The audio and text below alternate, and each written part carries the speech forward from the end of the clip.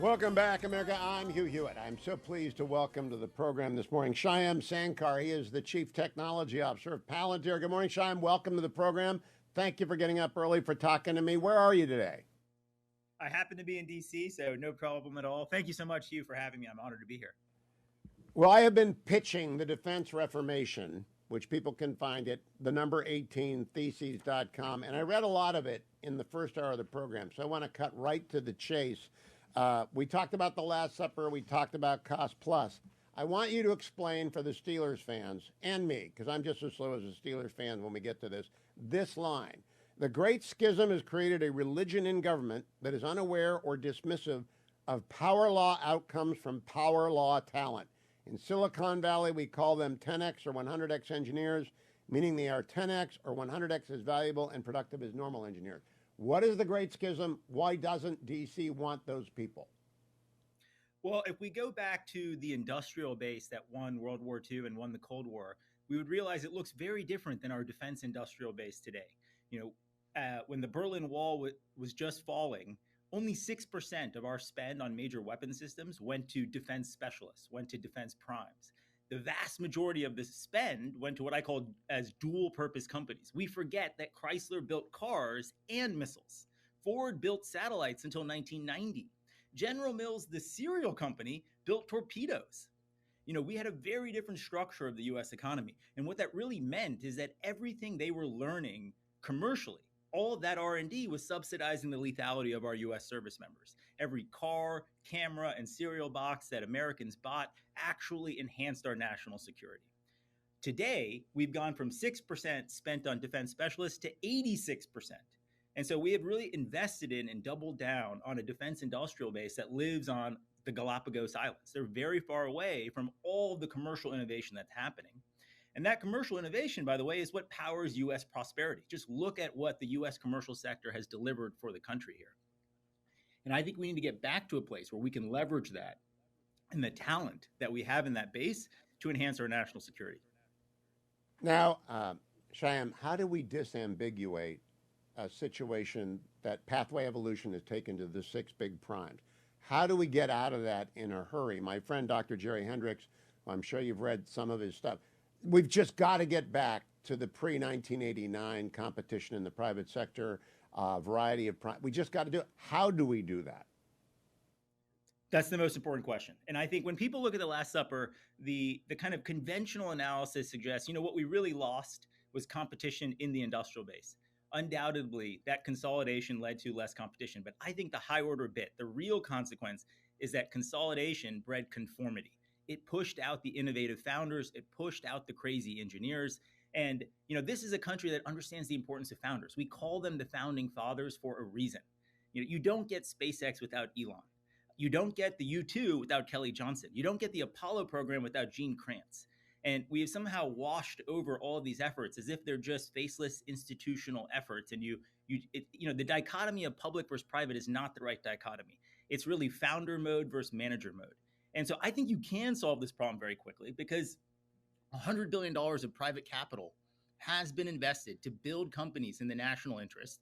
And you have a plethora of founders who have shown up. You have Palmer Luckey building Anduril. You have the Sang brothers building Shield AI. You have Palantir. It's like the founders are back.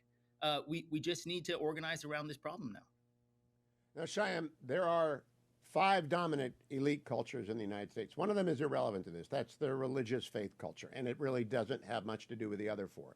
The other 4 are Beltway elites, Manhattan elites, Wall Street, Hollywood elites, creativity, and Silicon Valley elites, productivity and innovation.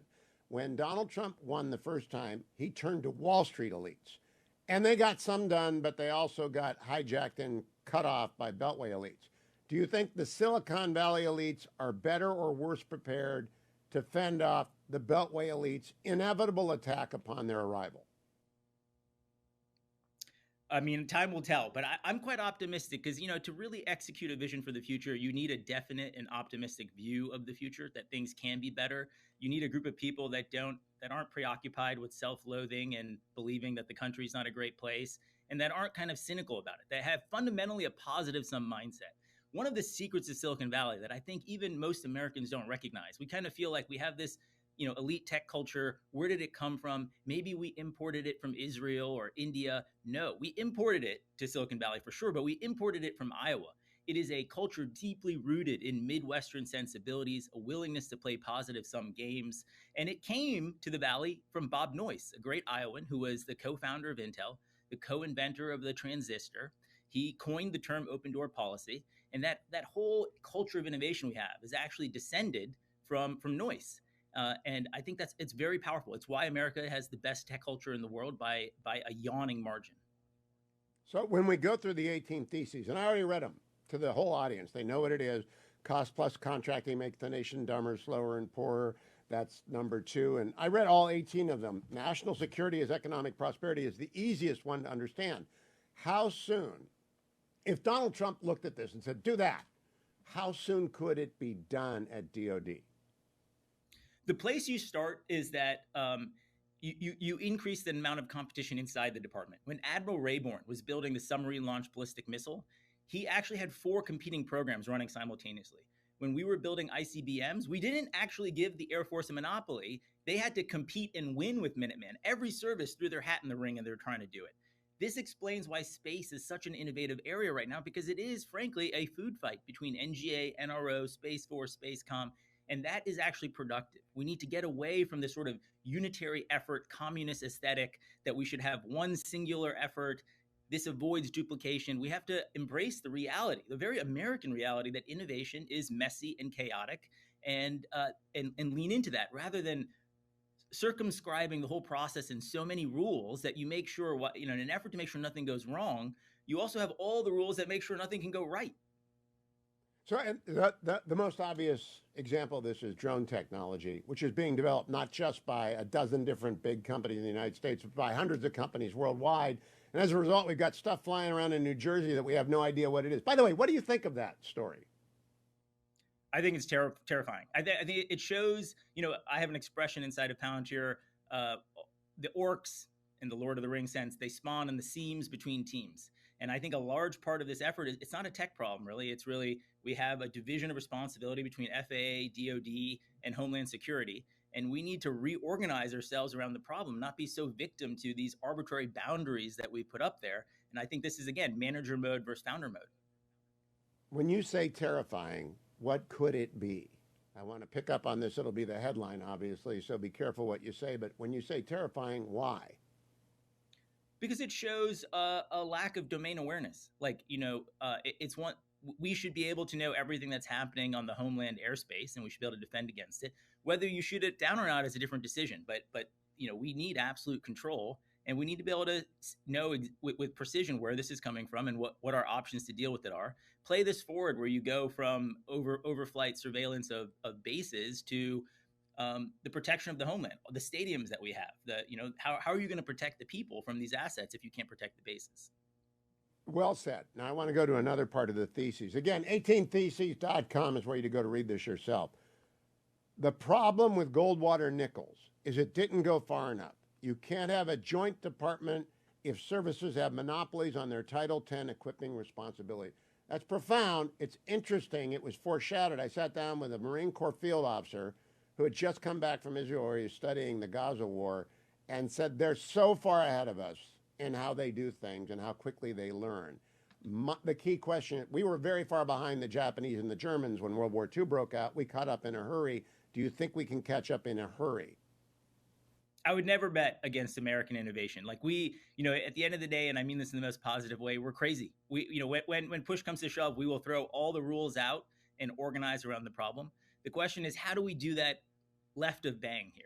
How can we look at what's happening in the world and get a head start on doing exactly that? And I'm confident that the things I'm saying, if we were in a conflict, people would just intuitively be executing. Now, Shyam, the thing we need the most are submersibles, submarines and unmanned vehicles under the water. That's what we need the most. Hypersonic, some people argue, other people argue satellite, but we definitely need submarine. We don't have enough capacity to build our own, much less what we promised the Australians and the Brits have promised the Australians. What would you recommend Congress do in this CR and the first budget and in the NDAA, which is getting close to pass, to remedy that problem of capacity?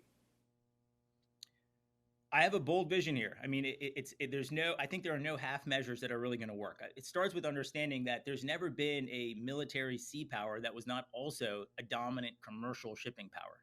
We need to recognize that. So I think the half measure is saying, well, we have to prioritize one or the other. How do we just double down on building more and more military capacity? The reality is you can't get down the cost curve fast enough if you only are building military equipment. This is what you see at the HD Hyundai shipyards in Korea, that it is a whole town in Busan that's built around building both commercial and military ships. We still have a massive asymmetric advantage with our nuclear reactors. I think we should build the first commercial nuclear powered cargo ship fleet in the world that are American flagged, American made, leveraging our military's greatest technology, driving the lowest cost of shipping in the world, bringing down inflation and the input costs, and use that to bootstrap and rebuild a massive bolus of investment into shipyards. That's crazy talk. That's Rickover talking. But you're right. I read a bio of Rickover last summer, and I could not believe how much control he exercised. And thank God he was there, or we would be way behind everyone right now, but we're still way ahead. If the priorities are submersibles, satellites, and cyber, what does a Deputy Secretary of Defense need to know before they become a Deputy Secretary of Defense? Because Pete Hegseth is going to be the outward-facing guy, the public-facing recruitment guy. The DepSec is going to have to do the procurement. What do they need to know? If we think about the Davidson window, there's not a lot of big exquisite systems that you're going to be able to build and field in the next 2-3 years, but you can build and field a huge amount of software. And you're obviously not going to win the war by shooting software at your enemy here, but the extant capabilities that we do have, how do we wield them better? How do we have a substantially better OODA loop than our adversary? That is, in fact, a software problem. It's a problem that John Boyd would recognize. And the other part of this is, at the dawn of World War II, we were the best at mass production in the world. Today, unfortunately, our adversary is. So David is going to need a software-defined slingshot to drive production again. We have to give American workers superpowers in order to compete and produce. We have war game simulations say that we have roughly 8 days of weapons on hand for a China fight. That's obviously not scaring anyone. So we need closer to 800 days of weapons on hand, and we need to be able to make those weapons in entirely different ways. Stand by, Shyam Sankar. I'm coming right back with you during the break and afterwards. Gallagher obviously did not brief you on the fine that we assess for everyone who uses an acronym without explaining. OODA loop and Boyd. Observe, orient, decide, act. Boyd is the fighter pilot who came up with it, and he owes with Shyam Sankar, whose 18theses.com should be read by every incoming Trump appointee. Shyam, I got to tell you, this is the most expensive interview I've ever done, because 3 weeks ago when we set it up, I sold all my Palantir because I can't have a conflict with someone. And the 3 weeks have been very, very good for Palantir. So I'm thinking to myself, God, this is an expensive interview, but that's okay. I love the way you close it. I nail these theses to the Pentagon Metro. Do you think the DOD wants what you're selling? Do you think the military wants what you're selling? Honestly, when I did this, I wasn't so sure, but the response inside the building has been resounding. There's a huge amount of support. I think people really do see these problems. It's given a framework and some words to attach to the lived experience that our general officers have been fighting through, and the lived experience that staffers and Congress has been dealing with, and provides us a path to kind of chart our way out of it. Are you going into the administration? All options on the table. Look, I'm very happy with Palantir, as you just said. We've built the world's leading AI product here. The demand in the U.S. commercial sector is just unbelievable. I've really enjoyed building that over the last 2 years. I've been at Palantir 19 years, so I'm very happy. But all options are on the table.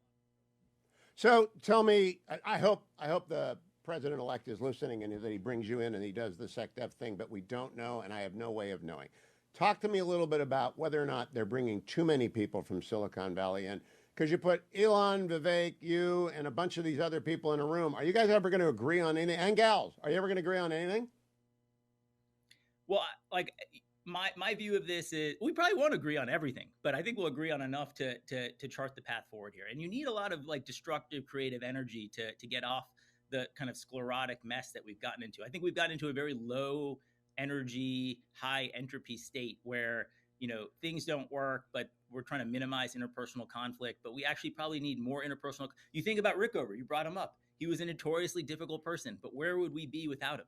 And it took 30, the Congress had to protect him for 30 years as the head of the nuclear Navy in order to deliver this capability that we still have an asymmetric advantage on top of. And so I think it really does start with people. As a technologist, maybe that's a little bit heretical, but the technology is a tool for the commander or the principal's mind. It's a software Iron Man suit to get more done. I think the kind of conventional view of technology is it makes the median person better, and it does, but it makes the very best person way better. And so it's really important to get those leadership roles right. That's very true in the news media, by the way, so I know the applicability into what I do. First article I read this morning when I did show prep is in the Journal. Boeing delays mean Trump won't fly on a new Air Force One. Okay, so they're not going to deliver new Air Force Ones until 2029 at the earliest. You realize that that was a problem when he took office the first time in 2016? What does that tell you about Boeing and the industry generally? To me, it tells me about manager mode, whether it's the public sector or private sector. When you have these institutions that are just trying to run based on a playbook, they're just trying to follow the rules. It's overly financially engineered. It's just what the MBAs tell you should be doing, and it's depriving us of the individual agency and creativity of founder mode, of people who have real insight to drive these things. It's fostered a legitimation crisis in the world, but also in our country, where we don't actually believe it engenders this nihilism. We don't believe these institutions work, and we got to throw away the playbook and actually build institutions that do work by organizing around the problems. I'm coming back with Shyam Sankar for one more segment. Don't go anywhere, America. He'll be right back. Welcome back, America. The last part of my interview with Shyam Sankar, who is the Chief Technology Officer of Palantir. Shyam, I want people to go to 18theses.com and read it for themselves. My big question, there are 3 lethality innovators in the world, and I mean first tier: the United States, the People's Republic of China, and the Israeli Defense Forces and their tech center. Do you think Israel has clearly thrown in with us now? Because they danced on the edge of both for a while. I think it's unequivocal that they've thrown it with us. I think, in crises like these, you take note of who your friends are. Obviously, there's been a probably an unsettling reaction in how divided the West has been in terms of supporting them. But they have also noted who has supported them. Have you noted in both the Ukraine war and the Israeli war on 7 fronts any particular innovation that made you sit up and say, wow, we need to do that at Palantir or in the United States? Well, the most important, there's probably 2 observations I'd offer you. The first is that, the drone obsolescence life cycle in Ukraine is something like 2 to 6 weeks. So that tells you that it's not actually what is your capability today. It doesn't matter how exquisite it is if you can't change it. So we need to be measuring and practicing the first derivative of how quickly can we adapt our capabilities to the changing battle space so that our capabilities are still relevant and still lethal. And that is a big mind shift. We've thought, look, we can develop exquisite things, we can put them on the shelf, and they'll be just as exquisite and just as useful 10 years from now. That world is gone. The second major lesson, people love to say, isn't it amazing what the Ukrainians did? Despite not having a navy, they sunk half the Russian Black Sea Fleet. And I think they got it backwards. It's because they didn't have a navy. They were able to come up with entirely different force concepts that sunk half the Black Sea Fleet.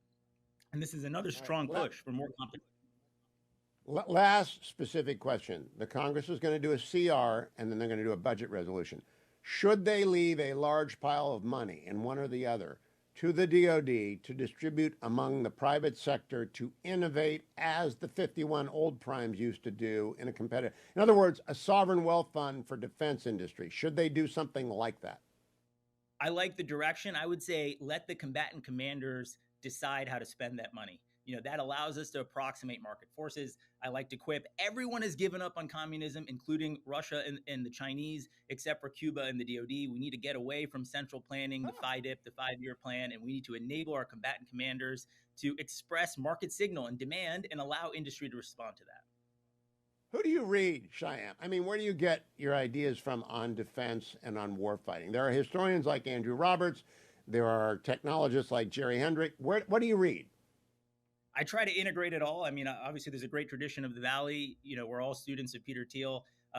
There's great history on defense tech that goes back to the Cold War and World War II that I think is very important. And there's a great quote from Vannevar Bush in 1940. He's telling FDR, the coming war is a technology war, and civilians believe that they can provide incredible capability that the military doesn't understand.